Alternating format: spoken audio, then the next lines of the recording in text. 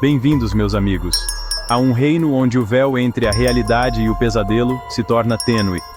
Um lugar onde as sombras sussurram horrores verdadeiros e a própria escuridão prende a respiração em antecipação. Esta noite, mergulhamos nas profundezas arrepiantes da experiência humana, onde o medo não é meramente uma invenção da imaginação, mas uma realidade visceral. 3 contos aterrorizantes os aguardam, cada um deles um testemunho arrepiante do fato de que algumas coisas são melhores deixadas intactas, algumas datas melhor evitadas. Preparem-se, caros espectadores, enquanto exploramos a maldição da Sexta-feira 13, mergulhamos em um encontro paranormal da vida real que os gelarão até a alma. E finalmente, enfrentamos 3 histórias de terror tão profundamente perturbadoras que o sono poderá evadir de suas mentes para sempre. O ano era 1989, o mês, outubro, o dia, sexta-feira, 13.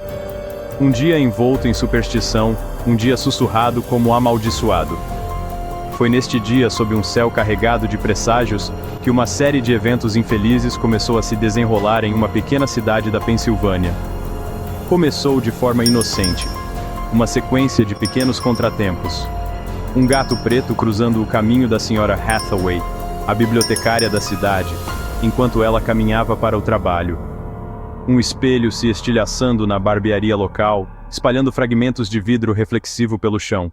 Sinistro, talvez, mas facilmente descartado como mera coincidência. Mas, à medida que o dia avançava, os incidentes aumentavam, assumindo um tom mais sombrio e sinistro. Um acidente de carro na Rua Elm, uma rua residencial geralmente tranquila, deixou um jovem casal abalado e ferido. Um incêndio, irrompendo aparentemente do nada, engolfou a antiga fazenda Miller, reduzindo a estrutura centenária a cinzas fumegantes. O medo, como um vírus, começou a se espalhar pela cidade, sussurros da maldição da Sexta-feira 13, circulando a cada novo relato. No centro dessa crescente inquietação estava uma jovem chamada Sarah. Eu sempre fui cautelosa com a Sexta-feira 13. Minha avó me enchia a cabeça com histórias de azar e infortúnio associados à data. Mas, neste ano, o pavor que sempre estivera latente em minha consciência floresceu em um terror absoluto. Minha inquietação começou com uma série de pesadelos, sonhos vívidos e perturbadores repletos de figuras sombrias e uma sensação crescente de pavor. Mas logo os pesadelos começaram a invadir minhas horas de vigília, manifestando-se como uma sensação constante de estar sendo observada, de estar sendo caçada por algo invisível. Quando o sol começou sua descida final, lançando sombras longas e ameaçadoras sobre a cidade, eu me vi sozinha em minha casa, meus pais atrasados no trabalho. O telefone tocou, um som estridente e penetrante que enviou um choque de medo através de mim. Era minha mãe, sua voz tensa de preocupação. Eles não chegariam em casa até tarde, explicou ela, uma crise inesperada no hospital.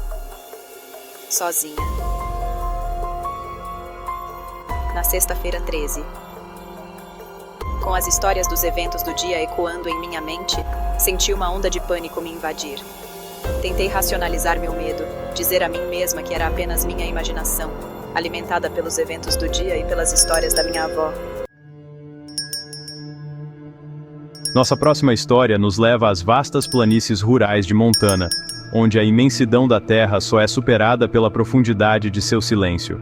É um lugar onde sussurros de tragédias esquecidas perduram no vento e onde a linha que separa o mundo dos vivos do mundo dos mortos é frequentemente turva. Em uma casa de fazenda desgastada pelo tempo, aninhada entre colinas onduladas e sob um céu repleto de estrelas, vivia um jovem casal, Jake e Emily. Recém-casados e profundamente apaixonados, eles haviam comprado a propriedade por uma pechincha, inconscientes da história sombria que assombrava suas madeiras. As primeiras semanas em sua nova casa foram idílicas. Os dias eram preenchidos com desempacotamento, exploração da zona rural a cavalo e planos para o futuro. Mas, à medida que os dias se transformavam em semanas, uma inquietação sutil começou a se infiltrar em seu refúgio. Começou com ruídos estranhos à noite, tábuas do chão rangendo no silêncio absoluto, sussurros desencarnados que pareciam emanar das próprias paredes, e a sensação distinta de estar sendo observado, mesmo quando sozinho. No início, eles descartaram essas ocorrências como a casa se acomodando ou suas imaginações pregando peças neles.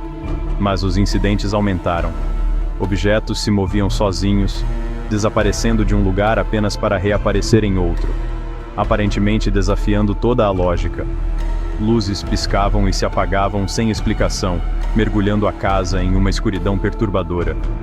O ar, antes fresco e arejado, assumiu uma qualidade pesada e estagnada, como se uma presença invisível tivesse se instalado em sua casa.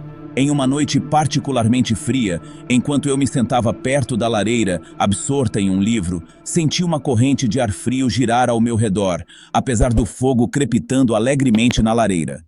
Eu estremeci, puxando meu suéter com mais força ao redor do meu corpo, meu olhar atraído por uma cadeira de balanço no canto da sala. Ela começou a balançar para frente e para trás, lentamente no início, depois ganhando impulso, como se impulsionada por uma mão invisível. O medo, frio e agudo, perfurou minha compostura. Isso não era uma brincadeira do vento, nem a acomodação da velha casa. Isso era outra coisa, algo paranormal. Chamei por Jake, minha voz tremendo, mas ele estava lá fora, cuidando dos cavalos, alheio ao terror crescente dentro de nossa casa. Enquanto a cadeira de balanço continuava seu balanço ritmado, notei algo ainda mais perturbador. Um zumbido fraco e etéreo parecia emanar da própria cadeira, aumentando em intensidade a cada balanço. Era um som triste, cheio de uma tristeza profunda que me causou arrepios na espinha. Agora, preparem-se, caros espectadores, enquanto mergulhamos nos cantos mais escuros da psique humana, onde o medo se enraiza e os pesadelos florescem. 3 contos, cada um mais perturbador que o anterior, aguardam sua atenção. Estes são sussurros do vazio, ecos de terror que perduram muito depois que a história foi contada. Nossa primeira história nos leva a uma cidade movimentada, seus arranha-céus imponentes lançando longas sombras que parecem guardar segredos que é melhor deixar enterrados. Em um canto pequeno e esquecido da cidade, aninhado entre prédios de apartamentos imponentes e becos mal iluminados, ficava uma loja de antiguidades, suas janelas empoeiradas exibindo uma coleção macabra de tesouros esquecidos e relíquias assombradas. A loja era propriedade de um homem chamado Silas, uma figura reclusa com olhos azuis penetrantes que pareciam carregar o peso de incontáveis histórias não contadas. Silas era conhecido por seu vasto conhecimento do oculto, sua loja um paraíso para colecionadores do estranho e do macabro. Em uma tarde chuvosa, uma jovem chamada Anya entrou na loja, atraída pelo fascínio do incomum. Ela foi imediatamente cativada por um belo espelho antigo, sua moldura ornamentada feita de madeira escura e polida. Ao olhar para as profundezas do espelho, ela sentiu uma sensação estranha, como se estivesse sendo puxada para dentro do próprio reflexo. Silas, observando seu fascínio, alertou-a sobre a história do espelho. Dizia-se que era um portal, ele explicou, um portal para outro reino. Aqueles que olhassem para suas profundezas por muito tempo corriam o risco de ficarem presos dentro de seu reflexo, suas almas aprisionadas para sempre nas profundezas vítreas do espelho. Anya, inicialmente cética, se viu atraída de volta ao espelho repetidas vezes. Seu fascínio era inegável, o reflexo parecendo mudar e se transformar a cada olhar que ela lançava. Uma noite, enquanto ela estava diante do espelho, perdida em suas profundezas hipnóticas, ela notou uma figura parada atrás dela, uma silhueta sombria que espelhava cada um de seus movimentos. Ela se virou, seu coração batendo forte no peito, mas não havia ninguém lá. Abalada, ela atribuiu a aparição à sua imaginação, mas uma semente de dúvida havia sido plantada em sua mente. Daquela noite em diante, Anya foi atormentada por pesadelos, sonhos vívidos e perturbadores, nos quais ela estava presa dentro do reflexo do espelho, incapaz de escapar de suas garras gélidas. movida pelo medo e por uma crescente sensação de pavor. Anya voltou à loja de antiguidades, desesperada para se livrar do espelho amaldiçoado. Mas a loja estava vazia. Silas e sua coleção de esquisitices haviam desaparecido sem deixar vestígios. Até hoje, Anya permanece assombrada pela lembrança do espelho e da figura sombria que assombrava seu reflexo. Um lembrete arrepiante de que alguns reflexos são melhor deixados intactos. Nossa segunda história nos leva às planícies desoladas do sudoeste americano, onde o vento sussurra histórias de civilizações esquecidas e maldições antigas. Um grupo de amigos, encorajados pela bravura juvenil e pela sede de aventura, decidiu explorar uma cidade mineira abandonada que diziam ser assombrada pelos espíritos de mineiros que haviam encontrado seu fim prematuro em suas profundezas. À medida que se aventuravam mais fundo no coração da cidade abandonada, o ar ficou pesado com uma sensação palpável de pavor. O vento uivava pelos prédios dilapidados, criando gritos lamuriosos que ecoavam pelas ruas vazias. Os amigos, suas risadas silenciadas pela atmosfera opressiva, continuaram, sua curiosidade superando sua crescente inquietação. Enquanto exploravam a mina abandonada nos arredores da cidade, eles se depararam com uma descoberta arrepiante: um esqueleto humano, ainda vestido com roupas de mineração esfarrapadas, jazia estendido no chão, sua mão esquelética estendida em direção a uma picareta enferrujada. Enquanto se reuniam em torno da descoberta macabra, o chão sob seus pés começou a tremer, um estrondo baixo ecoando pelo poço da mina. O pânico se espalhou pelo grupo quando eles perceberam que a mina estava desabando sobre eles.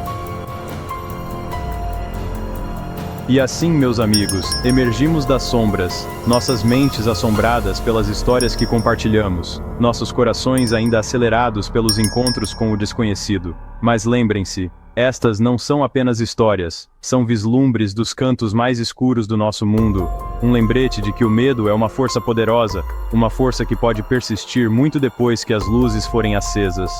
Se você se sentiu cativado por essas histórias de terror, se você sentiu um arrepio percorrer sua espinha, então, nos faça um favor e dê um joinha neste vídeo, uma oferenda digital às criaturas que se escondem além da nossa visão.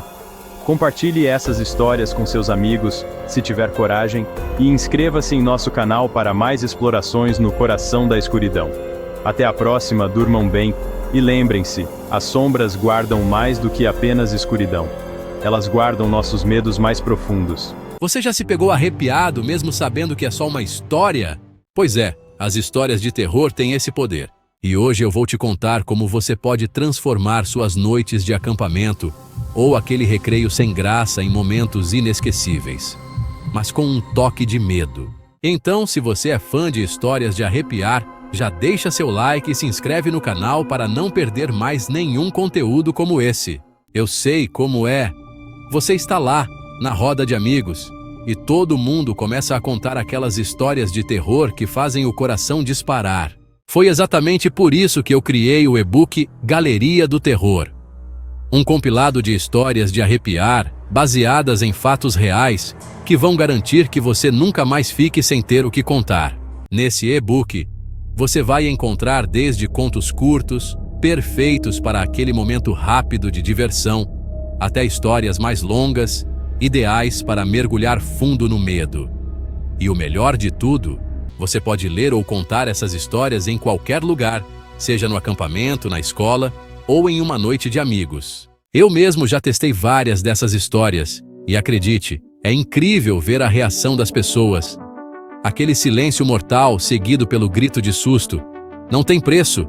É diversão garantida. Então, se você quer se tornar o contador de histórias do seu grupo, garantir sustos e boas risadas, não perca tempo. Clique no link na descrição e garanta o seu e-book Galeria do Terror agora mesmo. Confia, você não vai se arrepender.